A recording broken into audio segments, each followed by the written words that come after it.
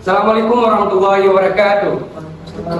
Kembali lagi di channel UKM Unik USK.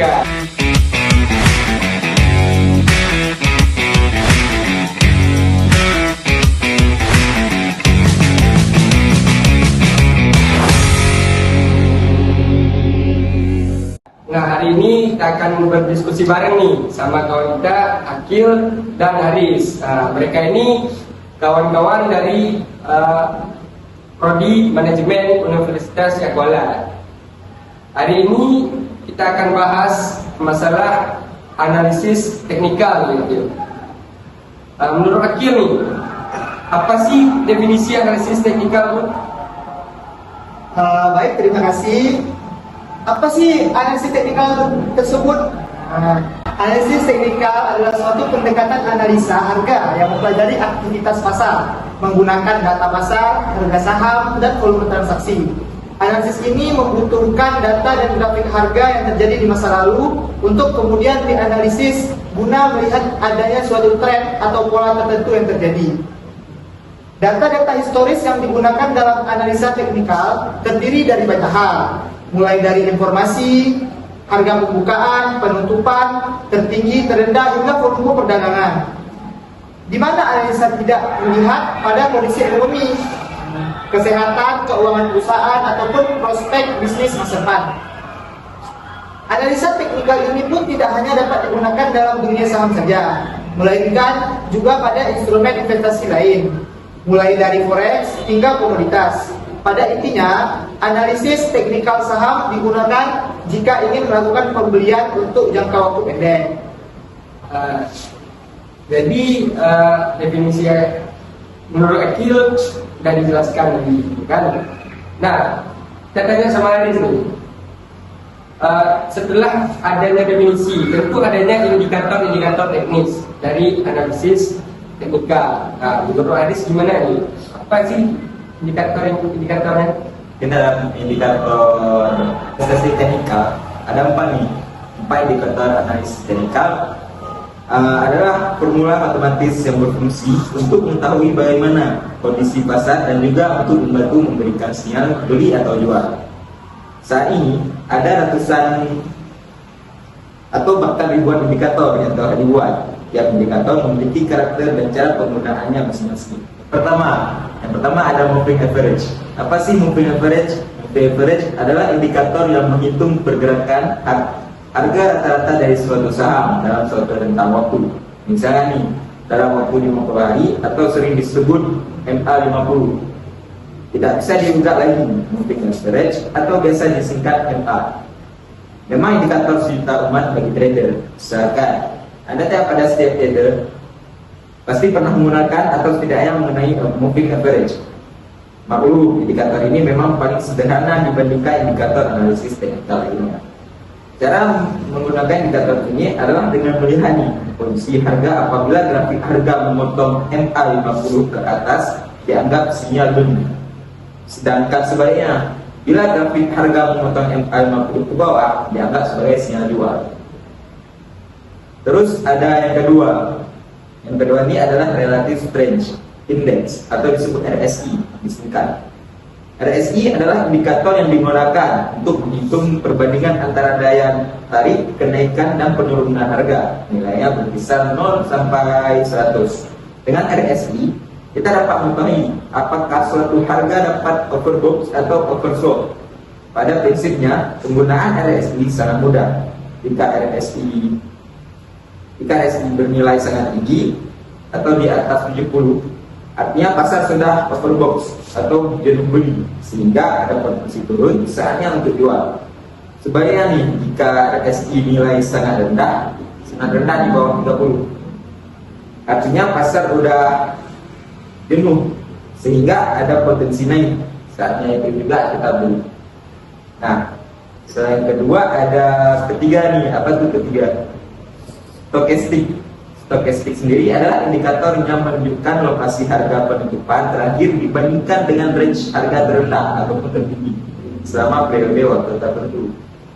Terus stokastik dikembangkan oleh George Lane di akhir 1950-an.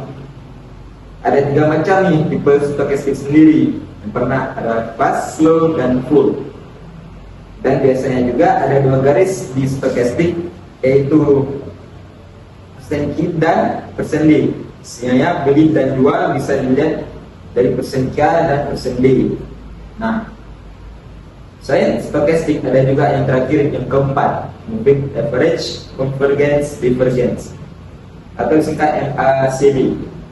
Nah, moving average sendiri adalah indikator yang berfungsi untuk menunjukkan tren yang sedang terjadi dan juga bisa memberikan sinyal beli ataupun juga sinyal jual.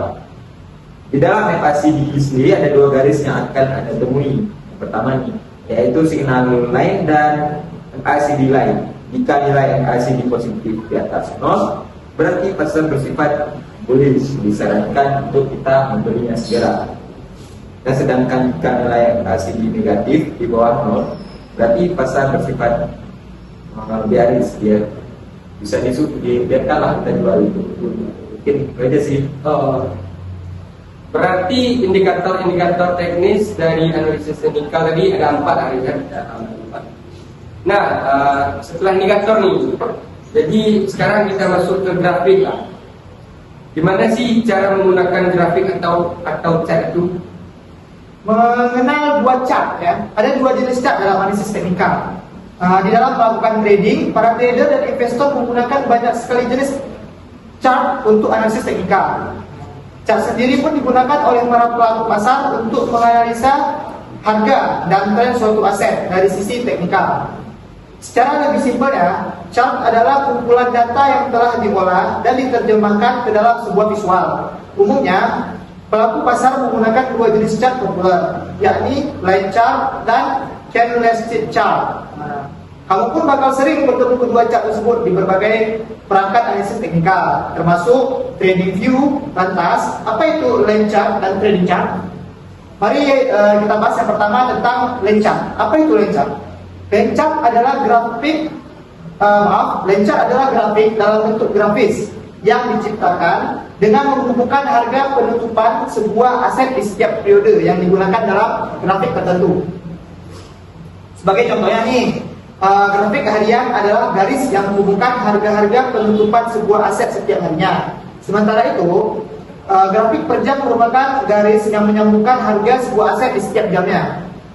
Pelaku pasar biasanya menggunakan line chart untuk memvisualisasikan pergerakan harga aset. Melalui grafik ini, mereka bisa membaca rally dan tren harga sebuah aset beserta reaksi pelaku pasar terhadap tren tersebut. Jadi itu yang dimaksud dengan line chart ya. Jadi jenis yang kedua ini dinamakan dengan candlestick chart. Candlestick chart adalah sebuah grafik yang menunjukkan harga aset tertinggi dan terendah serta harga pembukaan dan penutupan sekaligus di suatu rentang periode tertentu. Makanya nih bentuknya pun jauh berbeda dengan line chart. Candlestick chart sendiri melintang vertikal yang terdiri dari dua bagian utama, yakni badan dan batang yang menjulang di atas dan di bawah. Bagian badan menggambarkan posisi harga aset saat pembukaan dan penutupan, sementara bagian batang menggambarkan titik harga terendah dan tertinggi sepanjang sesi perdagangan. Agar mempermudah investor melihat arah pergerakan harga, grafik candlestick umumnya memiliki dua warna, yakni warna hijau dan warna merah. Grafik candlestick hijau melambangkan bahwa harga aset tengah naik dalam periode tersebut, sementara warna merah melambangkan penurunan harga. Nah, jadi dalam analisis teknikal ini kita harus mengenal dua jenis chart, ya, yaitu ada line chart dan ada candlestick chart. Itu Pak Hedi. Nah, katanya Semari sini. Tadi kan udah tahu kita gimana grafiknya, indikatornya kan. Sekarang gimana sih cara kita untuk menguji analisis teknikal itu?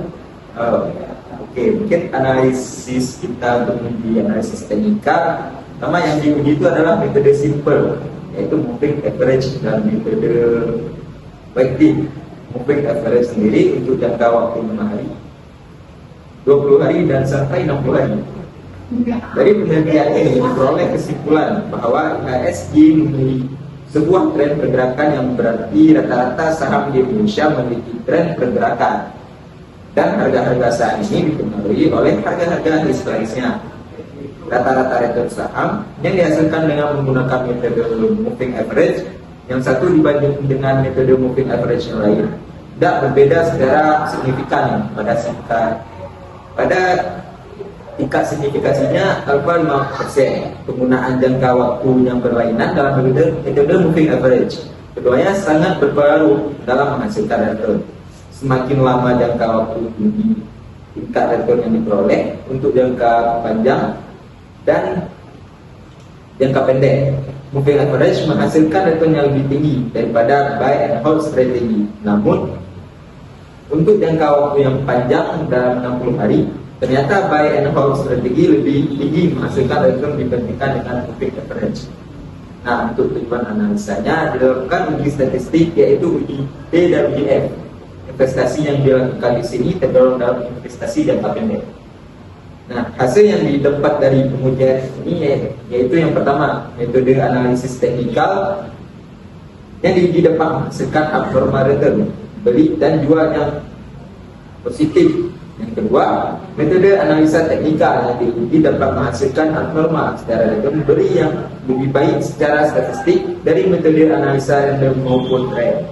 Nah, yang ketiga, abnormal return, jual yang dihasilkan oleh metode analisa teknikal yang diuji tidak terbukti lebih baik secara statistik dari metode analisa random maupun trend. Dan yang keempat, gabungan kedua metode analisa teknikal dan stokastik cukup benar pada saat tren cenderung naik dan cukup banyak menghasilkan signal salah pada saat tren cenderung saat itu. Mungkin itu aja sih untuk yang diuji dalam analisis teknikal. Menurut kalian nih, kan analisis teknikal itu cocoknya tuh jangka pendek, kan? Gimana sih cara kita untuk menerapkan analisis teknikal ini sebagai strategi investasi kita? Strategi trading dengan analisis teknikal ya. Yang pertama tuh kita harus strateginya. Setiap trader punya strategi masing-masing untuk mendulang cuan. Sebagai contoh, trader pemula biasa mengikuti strategi histori pergerakan harga saham dalam 50 hingga 200 hari terakhir. Nah, harga sebuah aset yang bisa menembus resistennya dalam 50 hari terakhir cenderung akan dibeli oleh trader harian. Sementara itu, trader jangka menengah dan jangka panjang cenderung membeli saham yang secara historis masih murah dengan harapan akan menjualnya saat pergerakan harga menjadi beranjak naik. Setelah itu, yang kedua kita bisa mengidentifikasi strategi trading. Jika sudah mengenal strategi yang ada, langkah selanjutnya adalah menemukan strategi mana yang cocok buat kita. Tiap sektor, industri maupun kelas aset yang beragam tentu membutuhkan analisa yang berbeda. Karenanya strategi yang dibutuhkan pun berbeda. Menentukan strategi mana yang pas untuk digunakan bisa dilakukan setelah kamu lebih tahu aset mana yang jadi favoritmu. Juga industri apa saja yang paling membutuhkan buat kita. Tentu saja sebelumnya kita harus mempertimbangkan nih tujuan kita bermain saham dan tipe trader seperti apa yang kita butuhkan sebetulnya. Yang ketiga, kita bisa pilih sekuritas yang sesuai. Nah, faktor ini sangat berlaku nih untuk berinvestasi di pasar modal. Jika sudah menemukan strategi trading kita sendiri, memilih sekuritas yang sesuai dengan yang kita butuhkan juga sangat penting. Sekuritas yang tepat akan membuat aktivitas kita di pasar modal lebih efisien. Dengan begitu, segala biaya yang tidak perlu bisa ditekan. Beberapa sekuritas mengeksekusi bidding kita lebih cepat meskipun dalam volume transaksi yang kecil. Sekuritas lain menawarkan aksesibilitas dan aplikasi yang mudah digunakan. Ada juga sekuritas yang memberikan kemudahan analisis dan akses data. Semuanya kembali pada kebutuhan kita, ya sobat cuan. Yang keempat, ada pantau terus nih pergerakan harga aset jagoan kita nih. Menurut kita yang mana sih yang lebih bagus gitu? Pantau pergerakan harga aset sangatlah penting jika kita ingin optimal menempuh cuan. Meskipun kerap merepotkan, dan tidak terduga. Trader sangat bergantung pada pemilihan waktu yang tepat untuk membeli dan menjual sahamnya. Dan yang kelima, kita bisa gunakan perangkat dan software tambahan. Saat ini banyak sekali perangkat dan software juga web yang dapat diakses untuk membuat kita melakukan analisis pergerakan saham dan aset lainnya. Meskipun kebanyakan sekuritas atau platform investasi sudah menyediakan perangkat analisis di aplikasi perusahaannya, tidak ada salahnya menggunakan perangkat tambahan agar analisis kita semakin bagus. Jadi itu cara-cara strategi kita dalam trading, di analisa teknikal tersebut. Dari Aris, apakah ada tambahan atau gimana? Ya tadi sudah disebut semua ya sama akhir. Mungkin kita cukupkan sampai di sini aja diskusi kita hari ini, karena ada sampai strategi juga. Mungkin kawan-kawan nanti bisa menerapkan. Mungkin ada kawan-kawan yang mau main saham nih. Nah, untuk jangka pendek, kalian bisa pakai strategi-strategi yang udah dijelaskan sama kawan kita. Mungkin hari ini kita cukupin dulu ngobrol-ngobrolnya. Jangan lupa kawan-kawan mampir lagi di channel ini dengan cara subscribe dan tekan tombol lonceng ya, untuk notifikasinya. Oke, jangan lupa like, dan kalau ada pertanyaan boleh komen di bawah, atau kritikan atau apa dan lain sebagainya boleh kalian komen di bawah. Sekian untuk hari ini. Assalamualaikum warahmatullahi wabarakatuh.